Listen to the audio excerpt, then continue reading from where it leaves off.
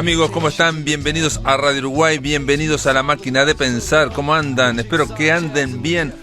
Llegamos al fin, al viernes, son las 19:01. Llegamos con Javier Lasval. ¿Cómo le va? En controles de emisión. Carolina Cuadro en la puesta a punto, en la producción, amigos, de este programa que llega a, como todo el Uruguay, llega el viernes. Hoy vamos a estar hablando, de lo que le hemos dedicado a la semana. Circe Maya, Palabra en el Tiempo. Se llamó el homenaje que le dedicaron en la Biblioteca Nacional el miércoles y el jueves. Ayer se presentó el último libro de Circe, que se llama Voces del Agua, y hoy vamos a estar hablando de Circe y vamos a estar hablando también al final del programa vamos a llamar a Mar del Plata para una nueva sección, una nueva columna de 1.000.000 de umbrales con Ricardo Ruiz. Pero este programa comienza de esta manera. Miramos viejas fotografías de aquella casa en la que ahora nadie vive. La puerta que da al fondo está entreabierta y ya hay discusiones sobre qué cuarto era ese otro apenas entrevisto. Los recuerdos, como los rompecabezas en los que hay piezas que faltan, no se arman bien, no se ajustan. ¿Cuál era? Desde el patio inundado de blancura, la puerta se entreabre hacia la sombra. Bueno, el último, foto de raíces. La gran raíz de un árbol gigantesco. No se ve el follaje y solo algo del tronco. En primer plano, las raíces, extendidas, abiertas, hundiéndose en la tierra. Alrededor se ven los otros árboles, pero no el fin del bosque. No se puede saber dónde, en qué parte, en qué país están. Y no se sabe por qué se quiso hacer perdurar las raíces y se eligió esta mirada parcial, solo ellas solas frente a los ojos. Invisible es en cambio su movimiento oscuro, siempre hundiéndose, siempre sombra en la sombra. Esta era Circe Maya, es una forma de darle la bienvenida aquí en La Máquina de Pensar a la investigadora, a la docente, a la editora María del Carmen González. ¿Cómo andás, María del Carmen? ¿Andás bien? Muy bien, buenas tardes, Pablo. Buenas tardes, María del Carmen González, junto ahora voy a decirlo bien porque siempre me olvido, Patricia Núñez y Graciela Franco, las tres forman Rebeca Link Editoras, que fueron las que, auspiciaron, organizaron junto a APLU, la Asociación de Profesores de Literatura de Uruguay, este homenaje a Circe llamado Palabra en el Tiempo. Palabra en el Tiempo. Así es. Así es. Y hubo el miércoles, los 2 días estuvieron, por lo menos el miércoles estuvo lleno, y ayer jueves presentaban este último libro, que es una novedad, se la comentábamos a María Teresa Andrueto, Voces del Agua, ¿no? ¿Cómo fue la presentación? Primero, antes de hablar del libro, contame cómo estuvo ayer, el jueves, en la Biblioteca Nacional. Bueno, estuvo muy lindo, toda la jornada de ayer, que también estuvo dedicada a ponencias, a mesas, que trataban diferentes aspectos de la obra de Circe, igual que en el día anterior. Y luego la coronación de la jornada fue la presentación del libro Voces del Agua, y estuvo colmada, dentro del aforo que tenía la sala, porque había una inscripción previa, por todos los protocolos que hay que cumplir, pero la sala estuvo colmada y realmente estuvo muy linda, muy muy emotiva, a pesar de que no teníamos la presencia de Circe, como en otras oportunidades en que hemos presentado libros, que ya ha viajado de Tacuarembó a Montevideo, pero se desarrolló muy bien. Aclaremos, Voces del Agua es un libro nuevo en la obra de Circe Maya, pero a la vez es un libro escrito hace 70 años. Claro. Sí, es un libro nuevo de material anterior en el tiempo, ¿no? Es decir, producido, poemas que Circe Maya escribió entre los 16 y los 18 años, cuando era estudiante en el IABA, aquí en Montevideo. En el liceo. Ahí dicen en el prólogo ustedes, de alguna forma, que es un eslabón perdido, bueno, encontrado ahora, entre el primer libro de Circe, que fue Plumitas, que lo hizo, no sé si con 11 años, que se lo pagó obviamente fue producto también del impulso de su padre, y que Sí, ella, lo publica bueno... el padre. ¿Eh? Lo publica el papá, Lo sí, publica el papá. el papá de Circe. Evidentemente Circe escribía desde muy pequeña, y bueno, pero hay ahí una cantidad de años que no teníamos ese material. Ese material lo descubre o lo recuerda o lo encuentra Circe dentro de sus materiales.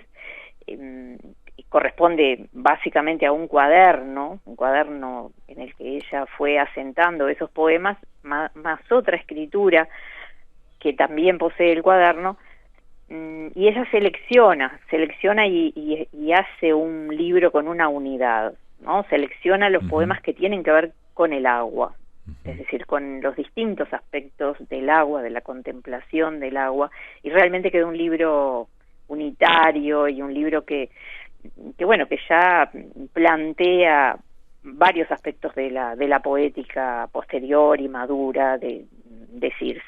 Sí, vos sabés que ayer estuve conversando con Álvaro Ojeda y con María Teresa D'Andrueto, y les leí en un momento un poema de Dualidades, que sería el último libro publicado por Circe, y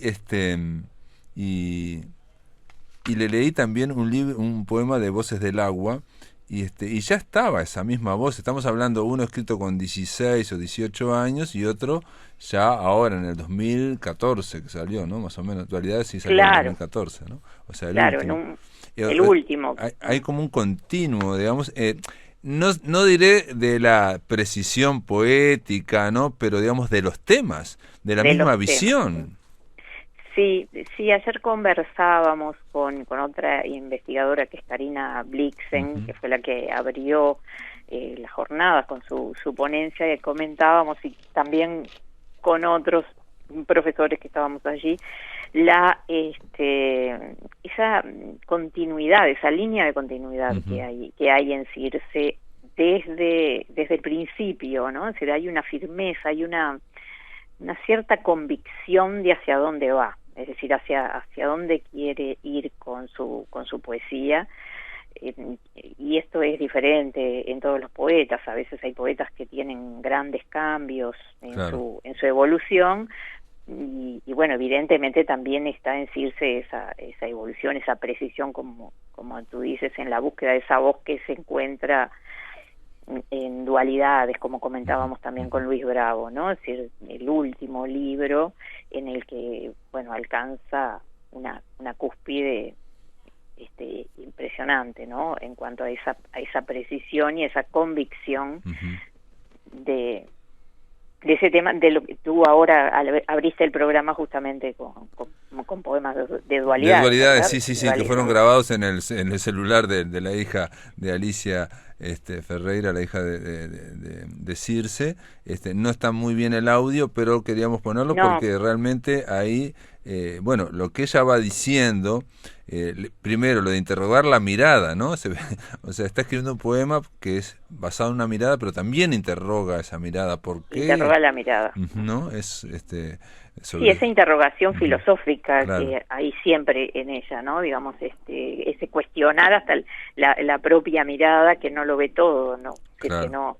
Que no puede contemplarlo ni abarcarlo todo. Y ayer vos sabés que María Teresa D'Andrueto dijo una cosa que me encantó, que dice que Circe en la conversación, decía ella, y yo le decía si no se podía aplicar también a la poesía, ella hace preguntas en la conversación constantemente, y ella dice como que avanza al tanteando, ¿no? Y yo le decía que en su poesía está esto, que la idea de que no se puede conseguir lo absoluto, no se sabe si esto va a ser determinante, y queda, bueno, un cuestionamiento o una mirada o mirar al sesgo, un poema al sesgo también, ¿no? Sí, o una búsqueda. Es una búsqueda. Claro. Todo poema, por eso también uno de los elementos que habría que plantear es es esa búsqueda que está siempre en el diálogo, en un diálogo que es con los demás, pero es consigo misma, claro. Es entre los poemas, se da la propia escritura, ¿no? Es decir, un poema muchas veces no termina de redondear totalmente esa idea, pero va a aparecer otro donde se continúa ese pensamiento.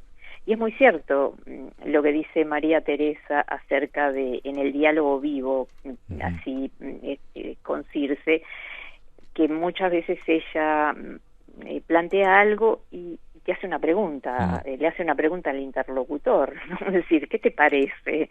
¿Qué te parece? Sí, es algo que no hay verdades absolutas, sino que nadie tiene ese poder de tener la verdad absoluta, sino que se va construyendo con las palabras de los otros también. Claro, y entonces eso también da, a la propia poesía de Circe le da como una cuestión, no digo conversacional, pero sí como una cuestión más horizontal, ¿no? No parece como la poeta o el poeta que está arriba y que te muestra esto y bueno, ustedes tienen que desentrañarlo, ¿no? Porque esta es mi visión, por ejemplo, ¿no? Que hay, claro. y no quiero decir que uno sea mejor que otro, pero digo, hay poetas que tienen una visión nítida, precisa, ¿no?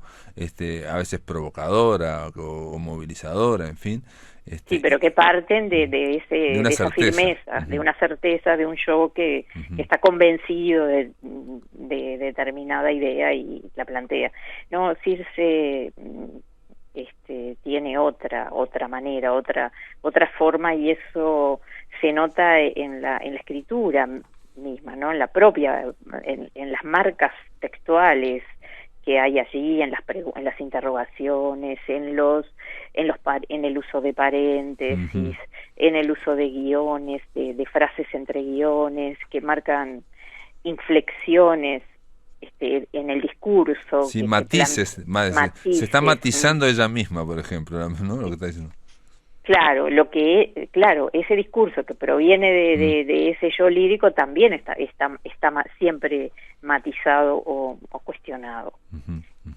Sí, y también hay otra cosa que es que ella en Dualidades, estuve repasando ahí el libro que me diste, que estuvo bárbaro, que yo no sabía que hay una edición de Dualidades con un estudio de Gloria Salvarrey que está muy bien, y ahí precisamente queda claro que yo no sabía, no lo había leído, que Circe en Dualidades escribe un libro contra el dualismo. No me acordaba eso, por lo menos. O sea, el dualismo mente-cuerpo, o espíritu, alma-cuerpo, esos dualismos así, porque ella dice que no hay dicotomías, sino que hay una dualidad. Todo está inmerso, o sea, lo hermoso puede dar algo al final espantoso, o lo luminoso tiene algo de las sombras. Y a mí lo que me sorprendió, esto que está en Dualidades, también ya está en Voces del Agua, cuando ella tenía 16, 17 años, dice algo muy similar. Hay un poema que te lo voy a leer, y se lo voy a leer a los amigos de La Máquina de Pensar, que dice: no quiero el engañoso tiempo que se disfraza con un tranquilo andar y nos hiere en silencio. Lentamente se borran los perfiles en nubes y nadie llora al rojo por un violeta muerto. Ese es el mismo tiempo en que se abren las flores, y el que las mira cree inmóviles los pétalos. El aire que las roza les sueña eternidades. Y nadie ve la muerte que les palpita dentro. Entonces, una vez más, esa idea, ¿no?, de algo esplendoroso, algo que está en vivo, y nadie ve la muerte que les palpita adentro, ¿no? Y claro. Eso es impresionante, que estuviera en esos 18 años, que es una permanencia, ¿no? Es decir, porque eso está presente, y como tú decías, el contra el dualismo, ¿no? Es decir, ella plantea dualidades en contra de esa idea de dualismos, ¿no? De oposiciones, vida-muerte, porque en la vida está la muerte y en la muerte está la vida. Exacto, ¿no? Es decir, están esos dos aspectos como dos caras de una misma realidad, de la luz y la sombra, ¿no? Que detrás de la destrucción aparece una creación, o que para crear también hay que destruir. Esa idea cíclica también que tiene la naturaleza, o que yo pensaba también, la tenían, justo ahora estoy leyendo hace poco los chinos, el Tao Te Ching, y esa idea de que todo pasa del ser al no ser, en fin, que no hay cosas separadas como pensamos en el pensamiento más racional cartesiano, ¿no? O sea, que está lo sólido y lo invisible, por decirte algo, ¿no? Sino que ella está hablando de, por lo menos, de estas dualidades en este sentido, ¿no? Por ejemplo, también tiene otro poema que ayer lo leía, que es casi soneto, que es impresionante, y va diciendo que precisamente esto, lo que estamos viendo, que un día, el día es maravilloso y después va bajando, como ya sabemos, es un ciclo, ¿no? Vivimos en el ciclo día-noche y también vivimos en el ciclo de las estaciones, y en otros ciclos estamos. Y en un momento ella dice, se vuelve negro, porque va oscureciendo, se vuelve negro el árbol de la plaza, se encienden las estrellas y las casas, y aparece el temor que de algún modo nos apaguemos como el cielo todo, de uno en uno, como viejas brasas. ¿Ves? Ahí está el otro gran tema de ella, ¿no? Es decir, el tema del tiempo. Sí. Y los modos del tiempo, como ella dice, y la muerte, ¿no? La presencia de la... que también eso fue una vez, porque este encuentro para mí fue muy interesante, ¿no? En el sentido, bueno, porque no se había hecho todavía un encuentro abordando la obra de Circe Maya, y eso permite que, bueno, que todos estemos esos días o esos 2 días con la cabeza puesta en la obra de Circe y en discutir y pensar las diferentes visiones. Y también algo que surgió fue cómo Circe plantea temas que son muy de pronto que pueden llevar a la angustia, ¿no? Es decir, que tienen que ver con situaciones límites, como es el tema de la muerte, pero con cierto distanciamiento también, ¿no? Es decir, hay un digamos, es como si se dieran al mismo tiempo las dos cosas, la distancia y la presencia, ¿no? Es decir, está el tema, pero no de una forma casi estoica, diríamos. Sí, ¿no? digamos que ella no es una poeta dramática, por ejemplo, exacto, ¿no? exacto. Porque ahí... No es, claro, no es una... Y entonces Oscar Brando era el que planteaba, es decir, ¿cómo lo logra? Es decir, ¿cómo se logra eso? Entonces conversamos, y claro, esa es su estética, digamos, ese es su trabajo con el lenguaje, como ella plantea en muchos de los poemas, ¿no? Es decir, el trabajo con el lenguaje para lograr esa intención poética. Sí, aparte ella tiene una cuestión como de, por un lado, confidencial, y por otro lado como, a ver, sería la palabra elusiva, o sea, no ir directo sino al sesgo, ¿no? Casi en voz baja, ¿no? Por eso digo que no es dramática, no es torrencial, tampoco es bueno, lo que dijo Ida, que es totalmente accesible, utiliza palabras, no es hermética, utiliza palabras que cualquiera conoce, en fin, por más que hay otro detalle que me gustaría mencionarte acá, y está en Voces del Agua, este detalle también está en Voces del Agua, cuando tenía 16 o 18 años, que es el mundo antiguo, ¿no? El mundo antiguo, el mundo... Claro. En un momento hay un poema que ahí ahora está... el de historia, de un cuaderno de historia. De un cuaderno de historia. Y empieza a hablar de los sumerios, de Sargón, de Hammurabi, de todo, de la Mesopotamia, todo eso. Y digo, yo podría decir que ese poema quizás no es impresionante, pero esa línea está desarrollada a lo largo de 70 años también. Sí, esa atracción también por los personajes históricos o míticos, ¿no? De la antigüedad. Claro. En este caso creo que hay una anécdota con respecto a este poema que era para recordar, mientras estudiaba, recordar los nombres de estos personajes. Recordar los nombres. Escribe un poema que además es un poema con rima consonante, digamos que es un poema bastante clásico desde ese punto de vista del respeto por la rima, la versificación, pero que va recorriendo todos esos nombres que son difíciles justamente de recordar para un estudiante, ¿no? Como, claro, esa es la, por eso dice, de un cuaderno de historia, ¿no? Así que igual aunque sea, yo no voy a decir que es un poema que también plantea su atracción por el mundo antiguo, no eso que que tenía también Tomás de Matos, por ejemplo, ya estoy pensando en Tacuarembó, bueno, o Nelson Ferreira, que también es otro escritor que vive en Tacuarembó, que es como una fascinación por el mundo antiguo, decimos greco-romano, pero va más allá, también puede ser Oriente también, o el Antiguo Testamento, también puede ser. Sí, la Biblia. La Biblia, de hecho aquí menciona nombres de la Biblia también, o lugares. Sí, Nínive, Caldea, Mar de Galilea. Lo voy a leer, a ver, dale. De un cuaderno de historia para que vean, porque lo que es increíble es que Circe Maya con 16, 18 años lo escribiera para recordar nombres. No te olvidaré, Sargón de Agadé, ni tampoco a ti, rey Hammurabi. Llanuras extrañas de Mesopotamia, lejanas del mar, Babilonia, Acar, quien tu historia lea, tierra de Caldea, no puede dejar de te imaginar.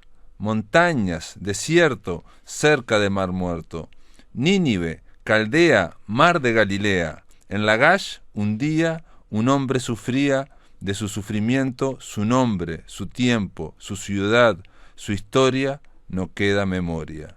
Mi nombre y el tuyo serán como el suyo. Ahí le habla al lector. Mi nombre y el tuyo serán como el suyo. El tiempo es letal, por Sennacherib y por Esardón y Asurbanipal. Claro, esos nombres justamente son los más difíciles del final, pero fíjate que ahí aparece el tema de la fugacidad del tiempo y del ser en el tiempo y la desaparición. Exacto. Sí, ¿no? sí, ¿Cómo está el presente? Digo, a pesar, como decíamos, podría haber sido un ejercicio para un ejercicio poético y un ejercicio para recordar nombres y también que tiene que ver con el ritmo y con el estrato sonoro. Allí, ya casi al final del poema, aparece la experiencia humana ante el tiempo, ¿no? La fragilidad. La fragilidad ante el tiempo. Ella imagina un hombre en Lagash que sufría, no sabemos quién es, de su sufrimiento. Y ese no tiene nombre, es un anónimo. Y no queda historia, ni de su ciudad, ni de su tiempo, ni de su historia, ni de su nombre. Y después le habla al lector, mi nombre y el tuyo será como el suyo. Serán como el suyo. Serán como el suyo, es impresionante. Vamos a hacer una pausa, María del Carmen, amigos, estamos conversando con María del Carmen González sobre este último libro, Circe Maya, Voces del Agua, en realidad se llama el libro, está editado por Rebeca Link Editoras, se presentó ayer, va a estar distribuido, supongo, ya en las librerías. Sí, ya está distribuido, ya está en librerías. Bárbaro, está distribuido en las librerías, vale la pena tener este libro que... A la vuelta voy a hablar del tema físico, cómo está este libro que está hermosísimo. Amigos, después de la pausa seguimos aquí en La Máquina de Pensar. Amigos, continuamos en La Máquina de Pensar. Estamos conversando con María del Carmen González, editora de Rebeca Link, ella es investigadora. Rebeca Link es la editorial que se ha encargado de editar y de promover y de alguna forma provocar también, ese sería bueno el verbo, provocar que la obra de Circe Maya se vaya ampliando, ¿no? En este caso, cuando digo provocar, en realidad estoy diciendo bien porque en el caso de Dualidades, que fue su último libro en el 2014, fue como a pedido, a solicitud de ustedes, ¿no? María del Carmen y tus compañeras de Rebeca Link, en el caso de Voces del Agua también, en el caso de ese libro que a mí me encanta, que es la Casa del Polvo Sumeria. La Casa del Polvo Sumeria, que ahora estamos viendo de sacar una nueva edición porque ese libro se agotó y estábamos pensando en realizar una edición ampliada porque Circe ha seguido trabajando con el tema de la traducción y bueno, hay algunos textos más que agregar, así que bueno, eso será un nuevo proyecto para el futuro. También hay que decir que en el 2018 salieron 2 antologías de Circe Maya en las 2 principales editoriales españolas, en Pretexto, en la antología hecha por Jordi Doce, y en Visor, ¿no? Visor de Poesía. Visor de Poesía. Ahora no me acuerdo, Diego Teixeira creo que fue el antólogo, en Transparencias. Me dicen que Múltiples Paseos a un lugar desconocido, me dijo Boris Faingola, está distribuido aquí en Uruguay, digamos, no hay muchos ejemplares, pero digo para aquellos que les interese. Pero Voces del Agua, que está editado por Rebeca Link y que se presentó ayer, es la novedad la última novedad de Circe Maya, y yo quería hablar un poco, aparte que estamos conversando de este libro, que atención, hecho por Circe hace 70 años en un cuaderno, pero que ella revisó y aprobó, digamos, estamos hablando, Sí. no es algo de aquello de que le encontramos papeles y que ocurre a veces con los No, escritores es cuando un se libro... mueren, ¿no? Que aparecen Claro. papeles y papeles, como le está pasando a Bolaño, por ejemplo, ¿no? No, este libro ella lo organizó inclusive, es decir, seleccionó los textos y le dio una estructura. Le dio una estructura que digamos que son las 4 partes en las que está organizado. Están organizados los poemas que son justamente... Sí. Son, mira, poemas de la lluvia, poemas del río Mar, que son las playas de Montevideo, Fluir del tiempo y por último El viaje a Laureles, Campos de Paysandú, ¿no? Laureles, el arroyo Laureles, ¿no? El río Laureles.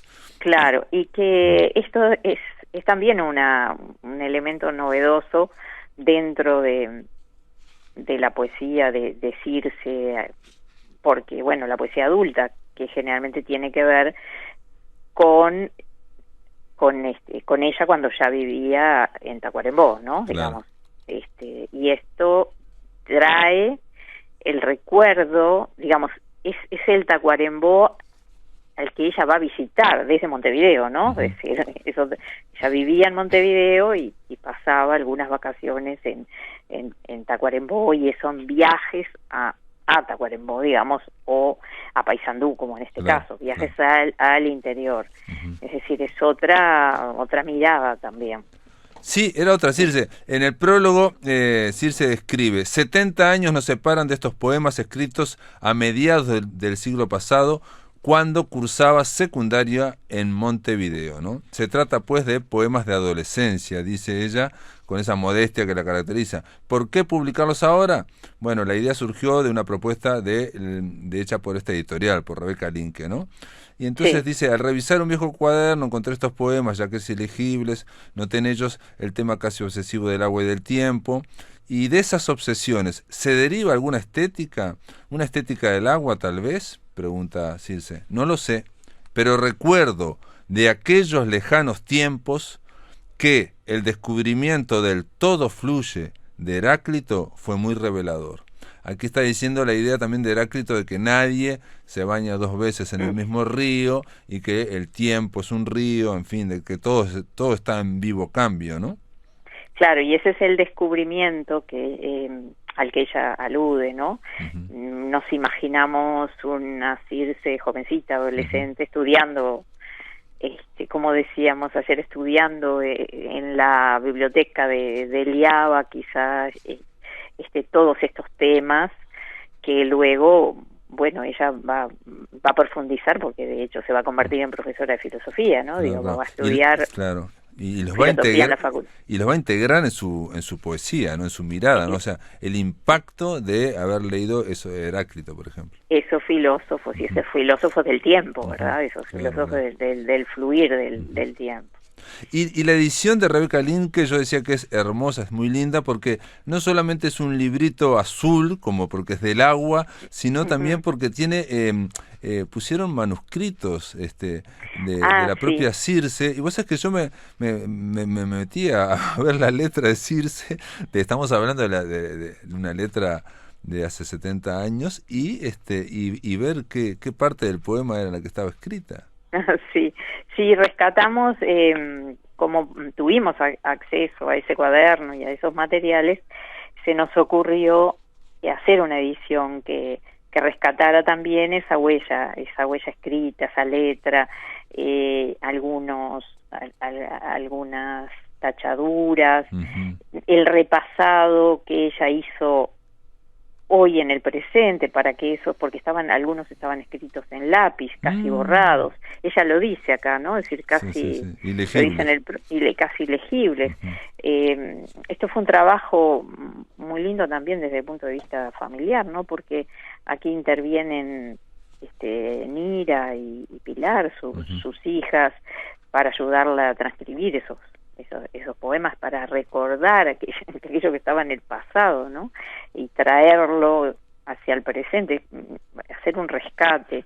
Entonces por eso se nos ocurrió poner fragmentitos, sin abundar, porque no se trata de un libro académico que quiera hacer un estudio genético, aunque eso queda abierto, ¿no? Digamos, es una posibilidad justamente para la investigación.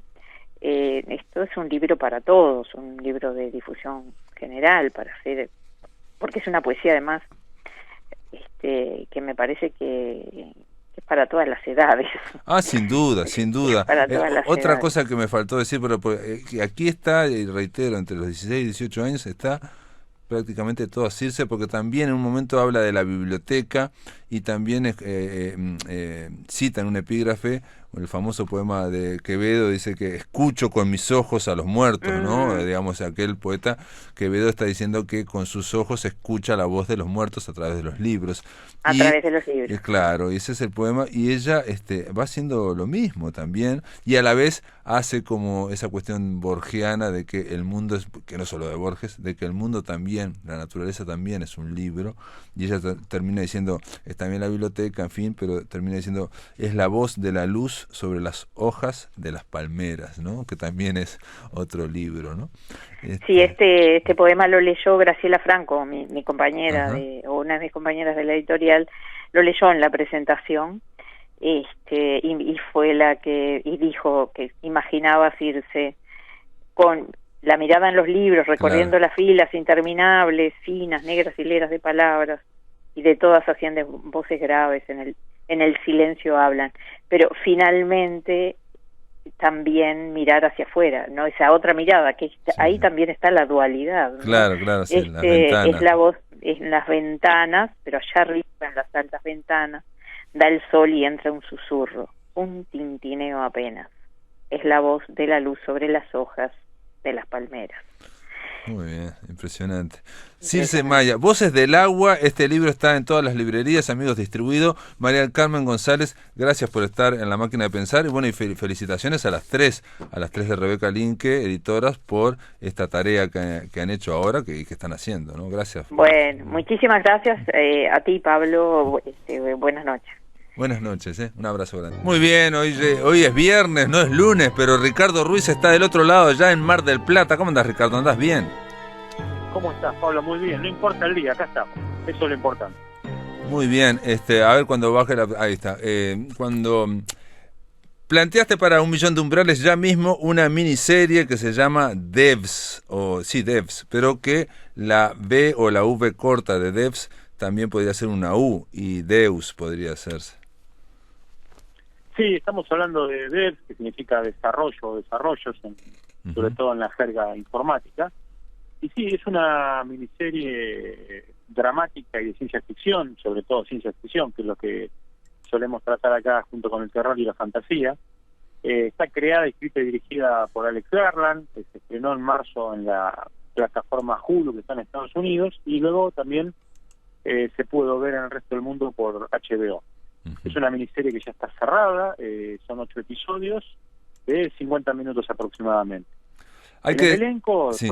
Sí. No, que digamos que ayer cuando hablamos con Ramiro Sanchís, él mencionó la película Annihilation o Aniquilación, que está disponible en Netflix con Natalie Portman y Jennifer Jason Leigh, y él es el director de esa película, Alex Garland. Exacto. ¿No? Sí, Alex Garland conoció fama en la década de los 90 con una novela, La playa, que fue llevada al cine en una película con Leonardo DiCaprio. Sí. Luego escribió guiones, como por ejemplo el guión de 28 días después, una película de terror bastante interesante. De Danny Boyle, las dos de Danny Boyle. De Danny Boyle, sí. Claro, él muy amigo de Danny Boyle, por eso colaboraron varias veces juntos. Y luego se lanzó a hacer 2 películas, la primera Ex Machina, de ciencia ficción, y la segunda Aniquilación, la que vos decís que nombró Ramiro, que está basada en una novela que también trajo en una columna Ramiro, creo que el año pasado, si mal no recuerdo, de Schiff Van der Meer, algo así.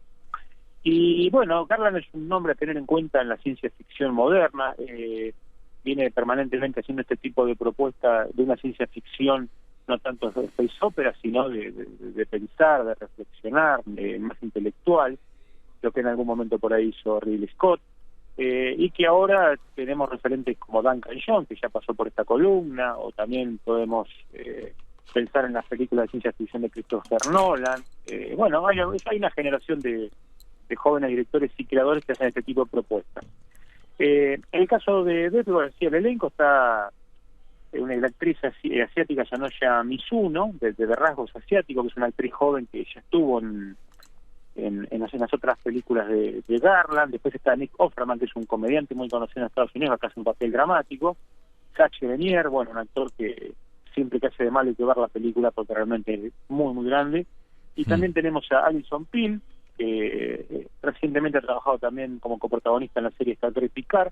Así que un elenco bastante surtido y un elenco coral para esta propuesta, que si querés comentamos de qué trata.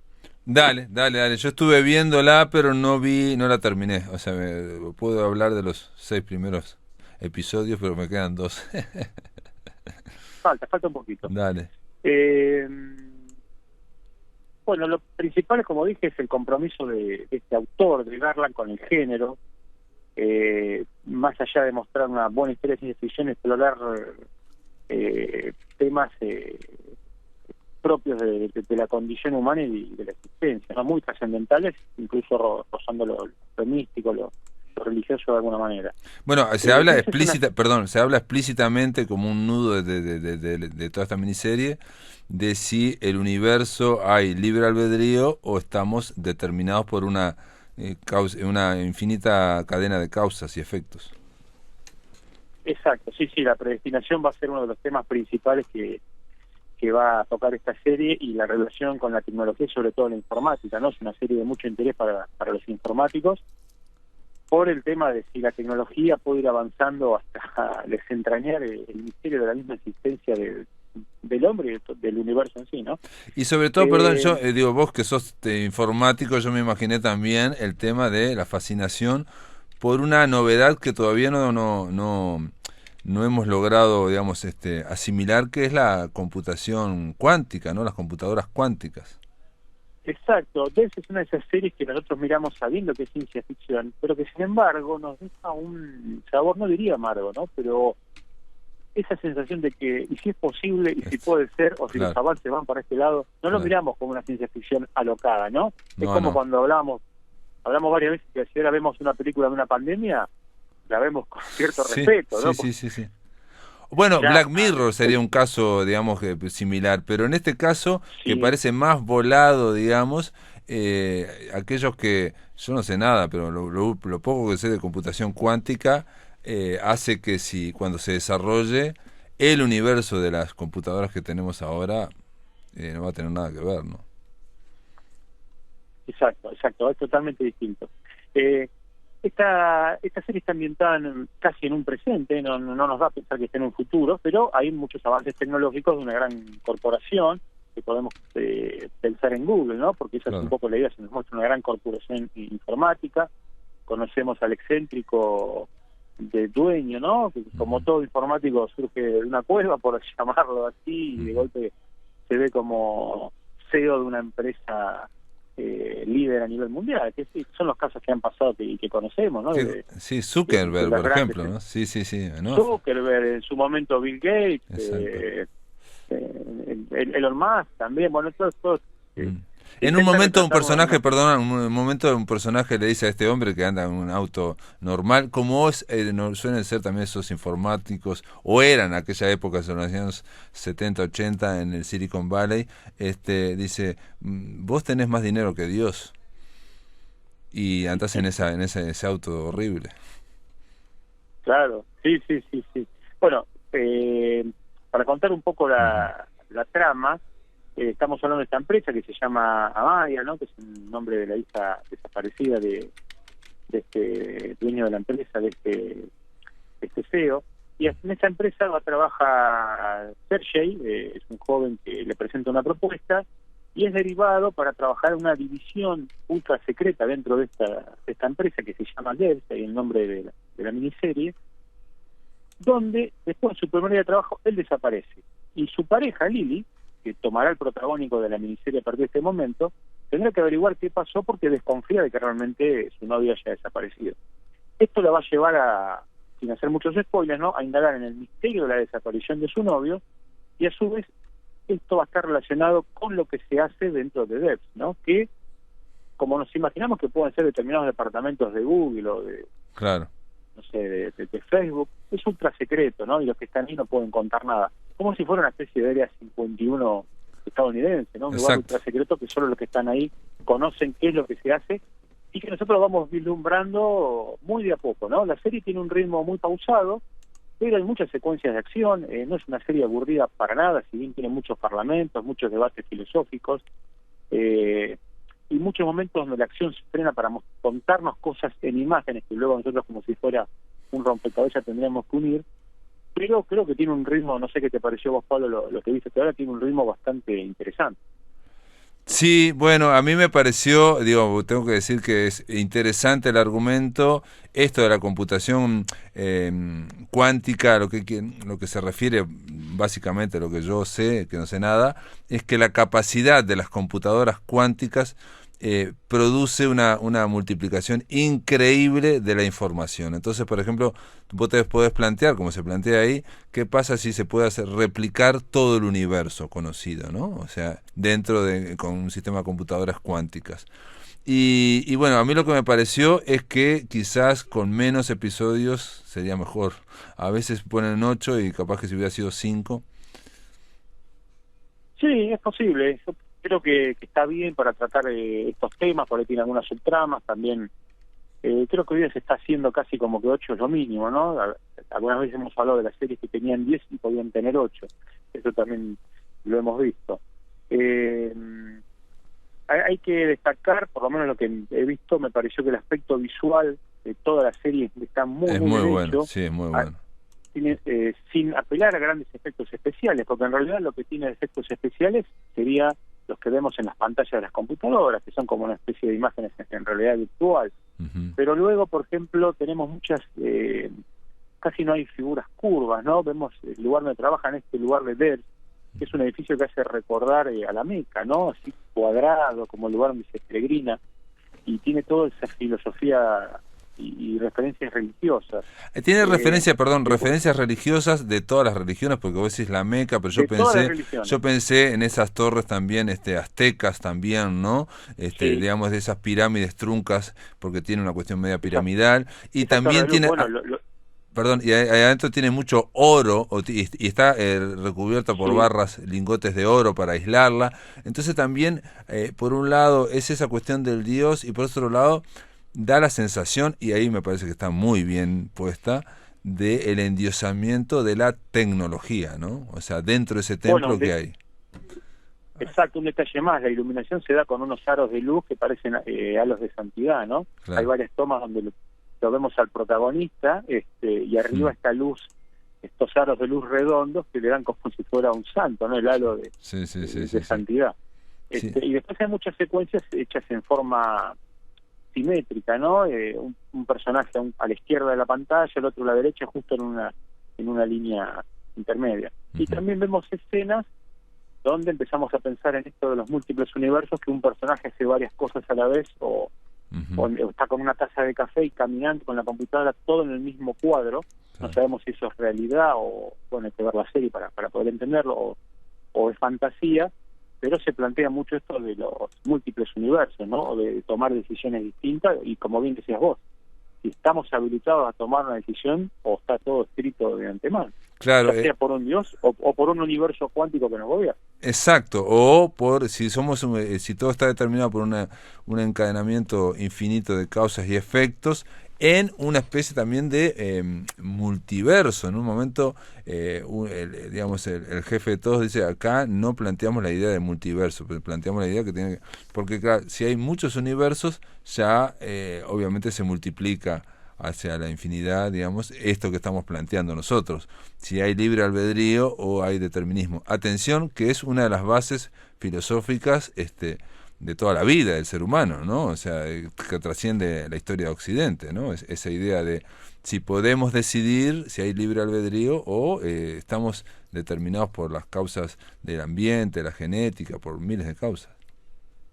Sí, y también, por ejemplo, el tema de observar el fenómeno, si al observar un fenómeno lo podemos alterar, claro. Como sucede en el mundo cuántico, y como vos planteaste, si es factible la creación de una máquina que contenga todo el universo en su interior, pero no a nivel de reflejo de los datos del universo, ¿no? Como podría ser en la actualidad, sino que el mismo universo, claro, la misma computadora gobernaría el mundo cuántico. Esa es un poco la tesis que plantea. Incluso tiene una escena en una universidad, ¿no? Donde una de las protagonistas, precisamente Alison Pill, esta actriz, cuestiona a la profesora, que vendría a emular lo que sería en Stephen Hawking, y hablan de teorías como de von Neumann y de Roger Penrose y otras más, que son teorías reales, y que si uno busca análisis de la serie después de la miniserie, después de verla en internet, va a encontrar físicos, informáticos que discuten estas teorías y las ven en relación a la serie. Con Sí, lo cual y teorías que son que parecen de ciencia ficción, ¿no? O sea, hay una teoría que es que realmente dice el tema de si el gato está vivo o está muerto, no sé qué, no sé cuánto. Entonces alguien dice no,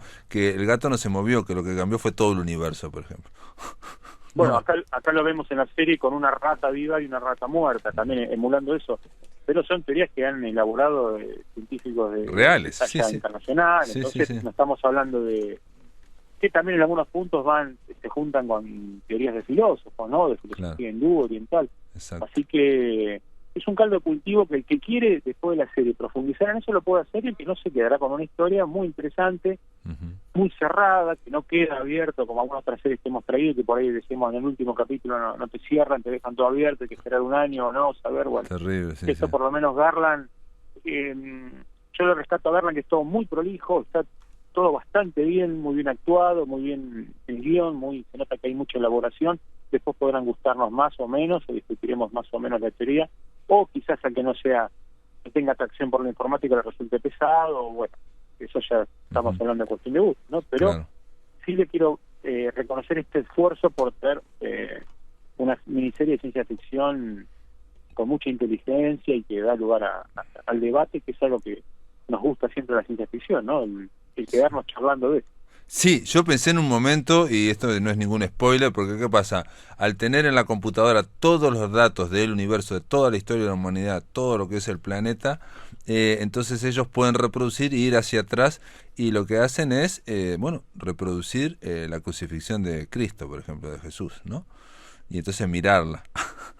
O mirar, por ejemplo, cuando tienen sexo Marilyn Monroe y Arthur Miller, digamos, porque hay un detalle que hay que saber de la computación cuántica, es que precisamente no es como el actual, que es binaria, ¿no? Es 1-0, está prendido o apagado, ¿no? El cuántico puede estar prendido y apagado, o sea, todas las posibilidades al mismo tiempo. Por eso es algo difícil de concebir la computación cuántica. Incluso cuando yo he visto algunos documentales que alguien dice, sí, va a resolver problemas que todavía no sabemos que existen, por ejemplo, esos problemas.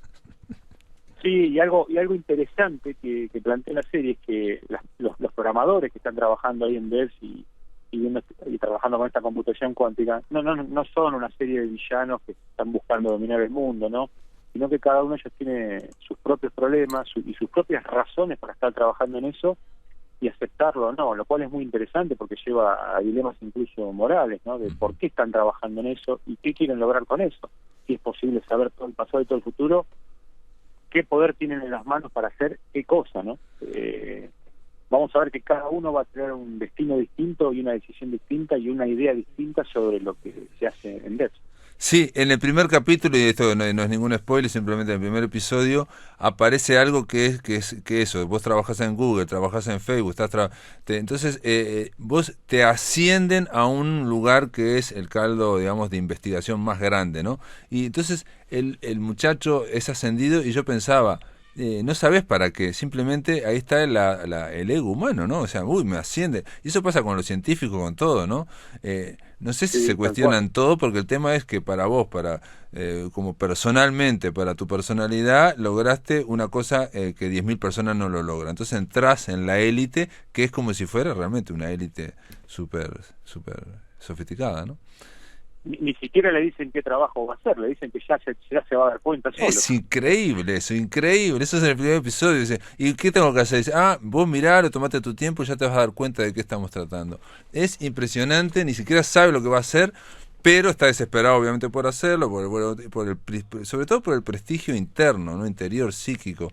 Y vuelvo a decir, qué difícil, tanto cuando trajiste aquella película sobre sobre Joe, sobre los que están haciendo cosas con flores o con vegetales, o estos que están haciendo cosas a nivel informático, qué difícil es cuando estás en ese mundo plantearse un cuestionamiento total, integral, diciendo hacia dónde vamos, hacia dónde no. Es muy difícil, ¿no? Es muy difícil y a veces los planteos vienen cuando el problema pasó o cuando toman distancia, ¿no? Claro. Es complicado. También tenemos una linda fauna y de programadores, unos personajes bastante interesantes. Tan buenos, sí. Muy atípicos. Hay un señor más grande, hay un chico joven. Un dato curioso, el personaje de un chico joven, que es el personaje de Lyndon, ¿Sí? Está interpretado por una actriz. No sé por qué motivo, pero es una actriz que la verdad no se nota, lo hace muy bien. Lo hace muy bien, sí. Muy bien, Ricardo Ruiz. Devs se llama la miniserie, ahora es actual, es de ciencia ficción, dirigida por Alex Garland y vale la pena. Gracias por estar en La Máquina de Pensar. Hasta la próxima, Pablo. Amigos, se terminó La Máquina. El lunes continuamos a partir de las 19 horas por Radio Uruguay. Que lo pasen muy, pero muy bien.